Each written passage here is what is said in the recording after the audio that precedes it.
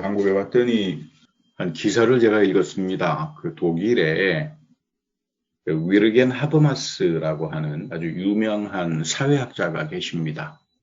뭐 아주 유명한 오늘 우리 이 세계의 지성을 이끌어가는 그런 뭐 아주 손가락에 꼽히는 그런 아주 대단한 분입니다. 이 하버마스라고 하는 이 교수님에게 학자에게 아랍연합에서 당신의 책과 그 사상이 위대하니까 오늘 우리 21세기를 이끌어가는 뭐 10사람의 지성 가운데 한 사람으로 속하니까 이 자기네 상금을 출판상을 드리겠다. 100만 불, 이제 아랍 돈으로 100만 불을, 그러니까 아마 우리 미국 달러로 하게 되면 한 30만 불 정도 되겠죠. 그 상금을 이제 준다고 하니까 이 하버마스 교수가 이제 나이가 90이세요. 이분이 거절했습니다. 독일 슈피겔지하고 인터뷰하면서 이제 나는 받을 수 없다. 왜냐하면 나의 양심과 가치가 자기는 평생 인간의 존엄성, 인권 이것을 위해서 살아왔는데 그 아랍연합이라고 하는 나라가 뭐 사람을 죽이고 여러 가지 그런 그 인권 탄압을 하고 그러기 때문에 자기는 이 상금을 받을 수 없다 하고 이제 거절을 했습니다. 그래서 어떤 분들은 참 훌륭하다. 뭐 자기의 신념과 가치에 따라서 살아가니까 얼마나 좋으냐. 뭐 이렇게 말하는 분도 계시지만 일제히 이슬람 쪽에서는 화가 나가지고 아니 인권을 이야기하는 사람이 왜 그걸 거절하느냐. 왜 이슬람 국가를 이렇게 무시하느냐. 그래서 옥신각신합니다. 뭐 이거를 가지고 뭐 여러 개 다양한 관점에서도 이야기할 수 있을 겁니다. 그러나 저는 뭐 누가 옳다 그르다를 떠나서 이 하버마스 선생이 자기가 쓴 것만큼 또 자기가 책을 통해서 또 강연을 통해서 말해왔던 그 말대로 실행하면서 산다. 자기 가치를 추구하면서 산다. 뭐 그런 면에서는 참 훌륭한 분이다 그런 생각을 합니다. 어떤 분들은 이왕이면은 그 돈 100만 불 그 받아가지고 좋은데 기부와 적선을 하면은 더 좋지 않느냐 그러지만 사실 그렇게 사람 일이라고 하는 게 말처럼 쉽지가 않습니다. 이분은 이제 사회학자지만 상당히 기독교에 대해서 높은 평가를 합니다. 기독교에 대해서 아주 높은 평가를 하고 이 기독교가 갖고 있는 가치 굉장히 좋잖아요. 기독교적인 가치가 훌륭한 것들이 참 많아요. 그런 것들을 이제 잃지 말고 살았으면 좋겠다. 교회가 그런 하나님 말씀의 가치를 떠나버리고 자꾸 세속화가 되고 잘못된 길로 가면 보기에 안 좋잖아요. 오늘 예수님께서 마태복음 16장에서 유명한 말씀을 하시죠. 너를 부인하고 나를 따르라.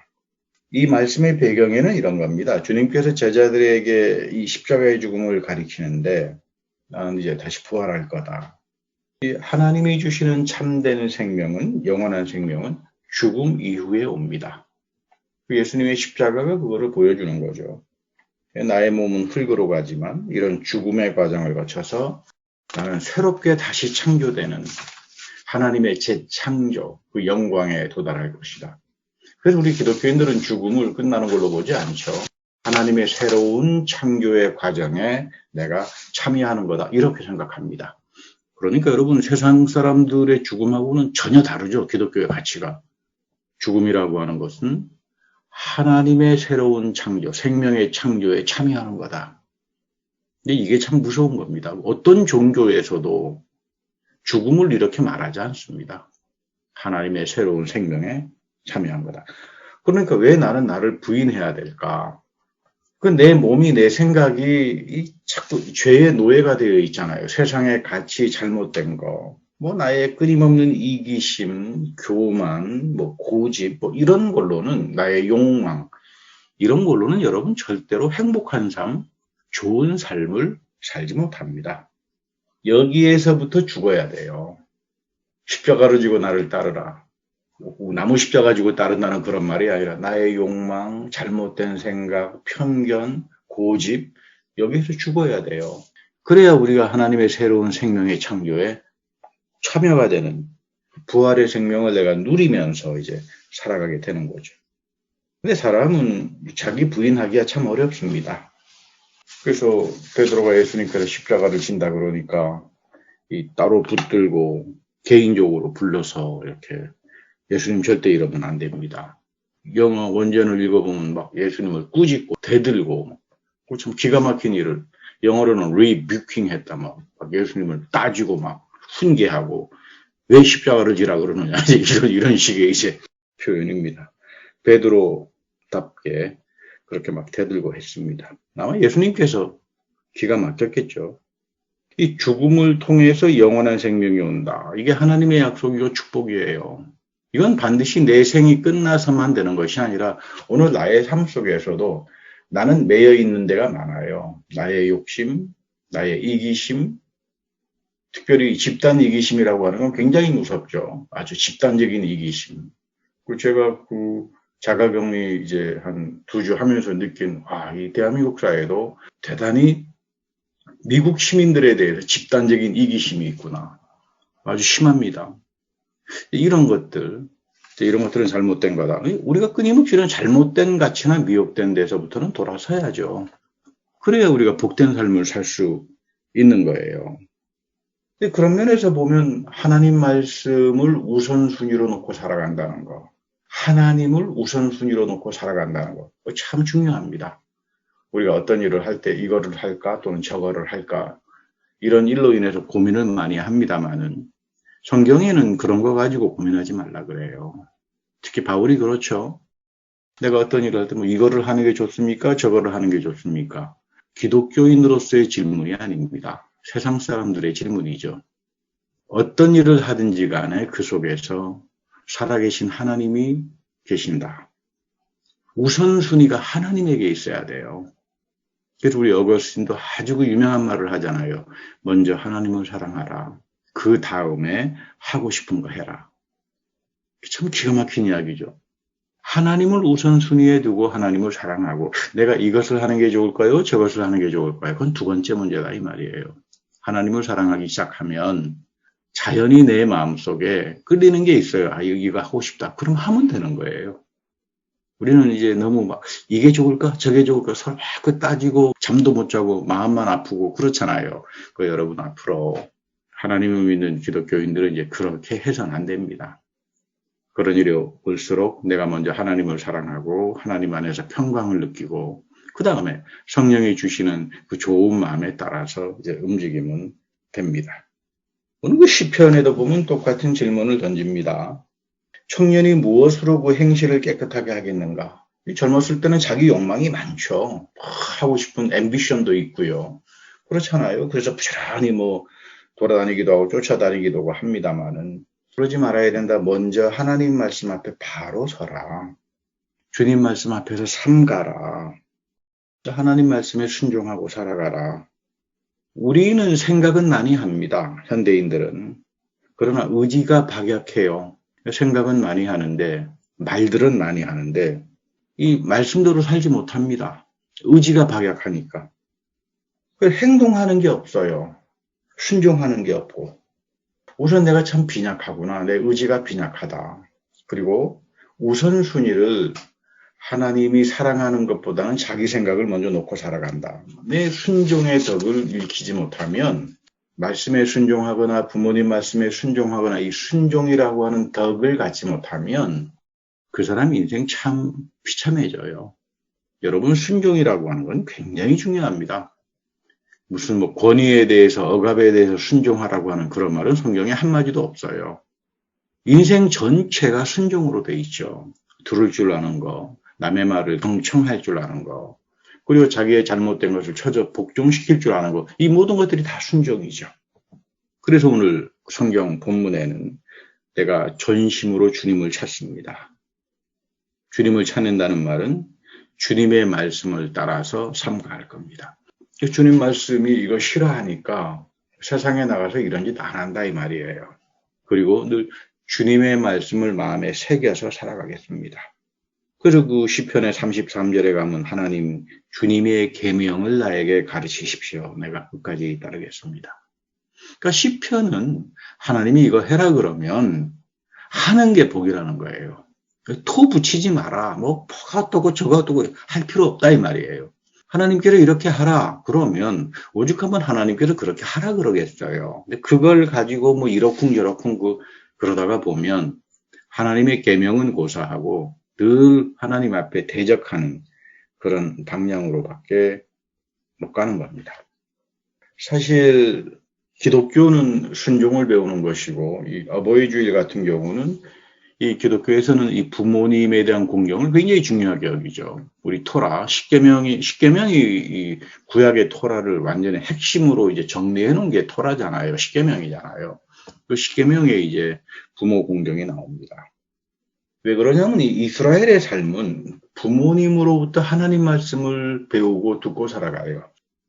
그러니까 부모님으로부터 신앙교육을 받고 살아갑니다. 이것이 그냥 평생에 이어져요. 그 자녀가 자라서 결혼해서 부모가 되면 또 아이들에게 이 토라의 말씀을 쭉 이어가죠. 그러니까 자녀들의 인생을 지배하는 게 토라, 하나님의 말씀입니다. 저희 어머님도 이제 91살이 되셨습니다만은, 제가 늘 어릴 때부터 어머님으로부터 들었던 그 말씀을 배웠죠. 기도하면서. 지금도 잊혀지지 않는 게 뭐냐면, 하나님 앞에서 정직하게 살아라. 그겁니다. 하나님 앞에서 정직하게 살아라. 그러니까 사람을 만나고 사람 앞에서 정직하고 이거 이전에 내가 하나님 앞에서 정직할 수 있다면 그 다음에는 사람들과의 관계, 인간의 관계 속에서 정직할 수 있는 거는 당연한 거 아니겠어요. 하나님 말씀 앞에서 정직하게 살아간다. 그러니까 우리가 이 어버이주일이라고 하는 진정한 의미는 부모님을 공경하기 위해서 하는 예배가 아닙니다. 여러분, 우리가 예배는 부모님을 위해서 드리지 않습니다. 하나님 앞에서 드리죠. 그리고 어머니 또는 아버지의 이제 그 신앙의 참된 의미는 그분들로부터 우리가 말씀을 배웠다. 그리고 배운 우리 역시 우리 자녀들에게 그 말씀을 이어간다. 이런 게 참 이제 복된 거죠. 말씀은 절대로 듣는 걸로 끝나지 않습니다. 받아들이게 되고 그 말씀을 지키려고 하고, 그래서 그 18절에 가면 내 눈을 열어주십시오. 주님께서 내 눈을 열어주셔야 주님의 법인 토라 안에 있는 놀라운 진리를 볼 겁니다. 우리가 왜 하나님 말씀에 순종하지 못할까? 아직 눈이 안 트여서 그래요. 여러분, 하나님 말씀을 읽을 때 그 안에 정말로 천금과 같은 진리의 말씀이 담겨져 있고 살아계신 하나님의 축복과 형통함이 담겨져 있는 걸 보는 사람은 그거 지키지 말라 그래도 안 지킬 수가 없죠. 내가 이거 지키면 진짜 난 풍성하게 살아갈 수 있는데, 근데 그걸 못 봐요. 그러니까 하나님 말씀 지키지 못하고 하나님 계명에서 빗나가기 시작하니까 자기 인생이 절대로 복될 수가 없죠. 여러분, 제가 가끔 말씀드립니다만 믿음은 믿습니다 하는 게 아니라 믿음은 보는 거예요. 믿음은 보는 겁니다. 믿음의 최고의 단계는 보는 거예요. 말씀 안에서 하나님의 신령한 세계가 이렇게 열리는 게 보인다 이 말이에요. 모든 것들이 합력하여 선을 이룬다. 이거 무슨 말이겠어요? 내 범사에 살아가는 인생 속에 모든 일들이 합력하여서 선을 이룬다는 걸 보는 사람들이잖아요. 믿음은 그거 보는 거예요. 사도 바울은 평생 그 하나님의 신령한 섭리와 축복과 합력하여서 선을 이루게 하는 형통과 이런 걸 보고 산 사람이에요. 우리도 그걸 봐야 됩니다. 누가 살아계신 그리스도를 만나고 보고 체험하고 살아가는가? 자기를 부인해야 돼요. 내가 나를 부인할 게 뭐가 있을까? 나의 자아는, 나의 생각은, 내 마음은 너무나 많은 잘못된 것으로 가득 차 있습니다. 닦아내야 돼요. 정결하게 거울을 닦아내듯이 늘 닦아내야 됩니다. 그래야 보여요. 내 안에 계신 그리스도도 보이고 내 안에서 역사하시는 성령도 보이는데 계속 내 마음이 먼지로 쌓여있고 더러움으로 꾸덕꾸덕 쌓여있으면, 그래서 이것들을 부인하지 못하면, 닦아내지 못하면 아무리 내가 뭐 성령이 충만하다 그러더라도 살아계신 그리스도의 생명을 내가 체험한다 그러더라도 깨달을 수도 없고 볼 수도 없고 그렇게 되는 겁니다.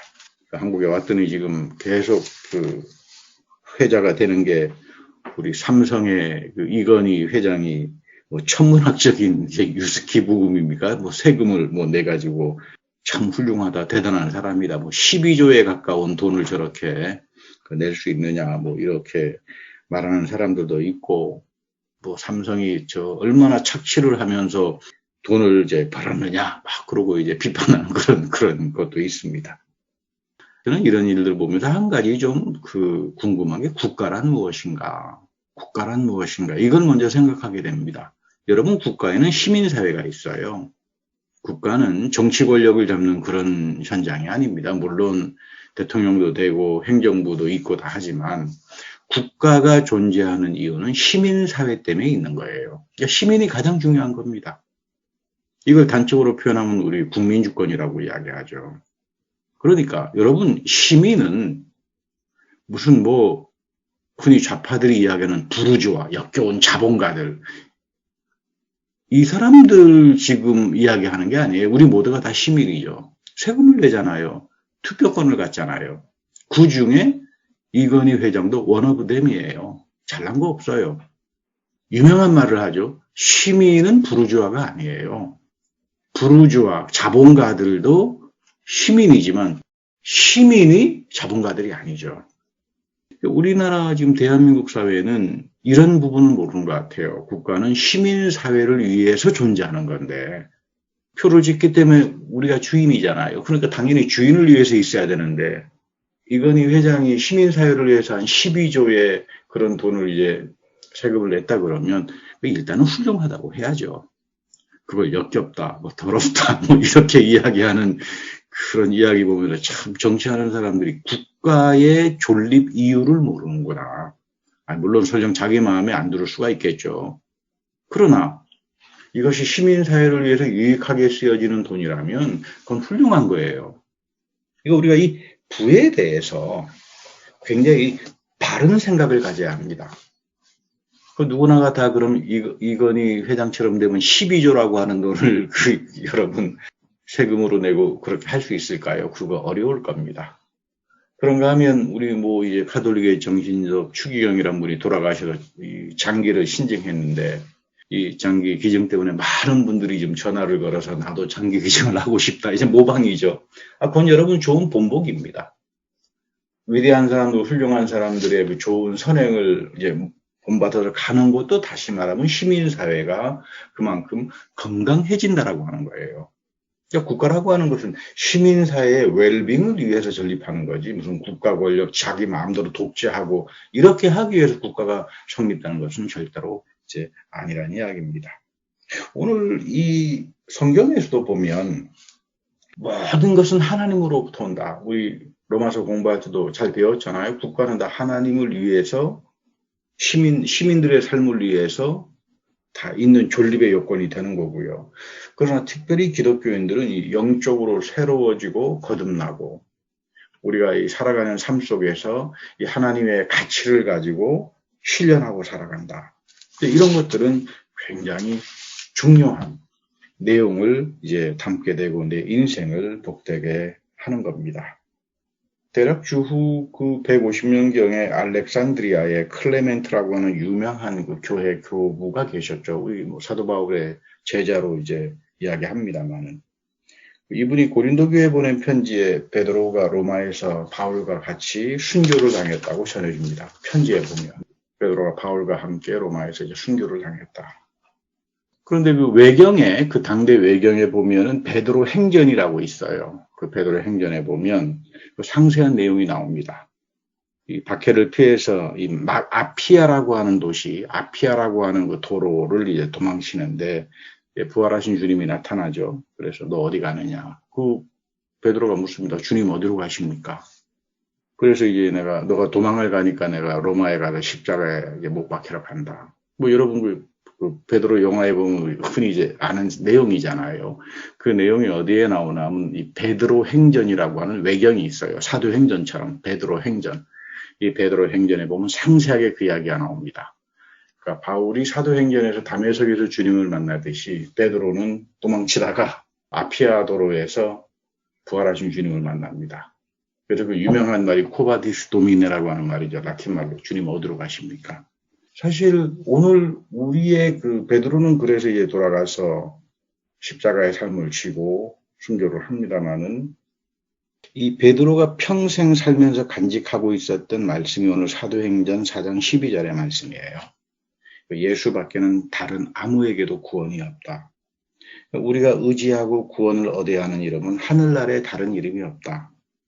그 예수 그리스도는 부활하셨고 우리가 영원히 살아있다.